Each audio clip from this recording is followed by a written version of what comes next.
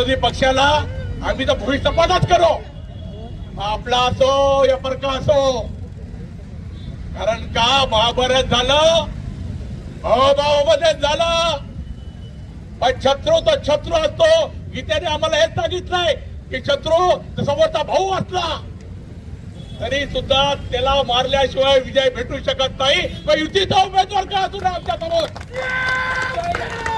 युतीच्या उमेदवाराला सुद्धा गारद करून आमच्या या ठिकाणी शिवसेनेचा पॅनल धनुष्यबाणाच्या चिन्हावर निवडून आल्याशिवाय राहणार नाही अशी खात्री नाही, आमची गॅरंटी आहे.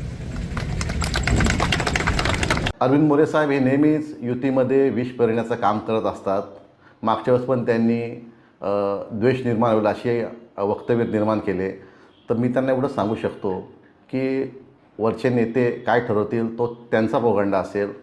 हे आपण छोटे कार्यकर्ते आहेत, आपण ह्या सगळ्या गोष्टींचा डिसिजन घेऊ शकत नाही. आणि मी खरंच सांगतो, हे जी युती कल्याण डोंबिवली तोडण्याचं काम जे केलं ना, ते विष पेरण्याचं काम जास्तीत जास्त हे अरविंद मोरेंनी केलेलं आहे. कारण शिवसेनेच्या आणि BJPच्या बऱ्याच नगरसेवकांना वाटतं की युती व्हावी आणि आपण सगळ्यांनी एकत्र विकासाचं काम करावं.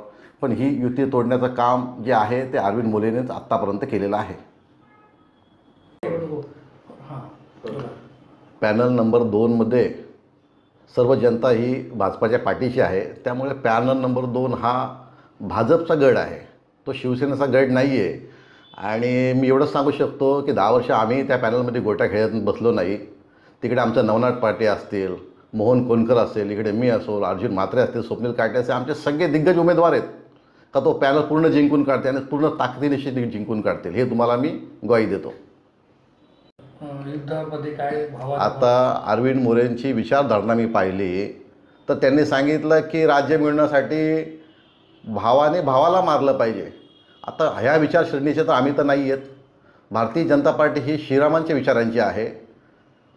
भरत यांना राज्य मिळावं म्हणून श्रीरामांनी 14 वर्षाचा वनवास सोसला, कारण भावाला राज्य मिळावं. आमची विचारधारा ही कधीच अशी नाही की भावाला मारून आपण ते राज्य मिळवलं पाहिजे, ह्या विचाराशी आम्ही नाही. ह्या विचाराचे जे असतील ते असं विचार करा का ते औरंगजेबाच्या विचाराचे आहेत, एवढंच मी सांगितलं.